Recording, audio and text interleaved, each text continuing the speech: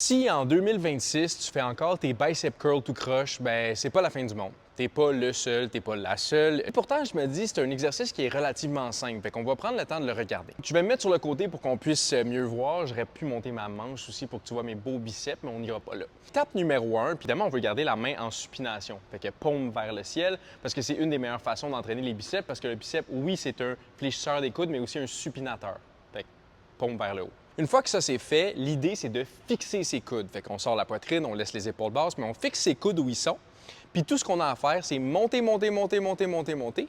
Puis une fois qu'on est complètement en haut, on veut redescendre de la même façon qu'on a monté.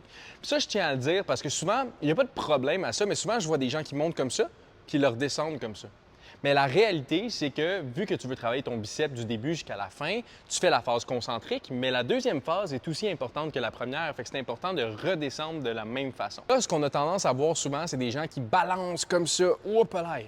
Si tu commences à faire ton bicep curl comme ça, dès la première, deuxième répétition, bien, je te dis, c'est peut-être un peu trop lourd, baisse le poids. Si c'est ta dernière répétition qui a l'air de ça, puis tu le fais comme ça pour essayer d'aller chercher un extra rep, c'est pas la fin du monde. Si tu veux être sûr de ne pas bouger, mets-toi contre un mur. Tu vas voir que ça va être vraiment plus facile de rester stable.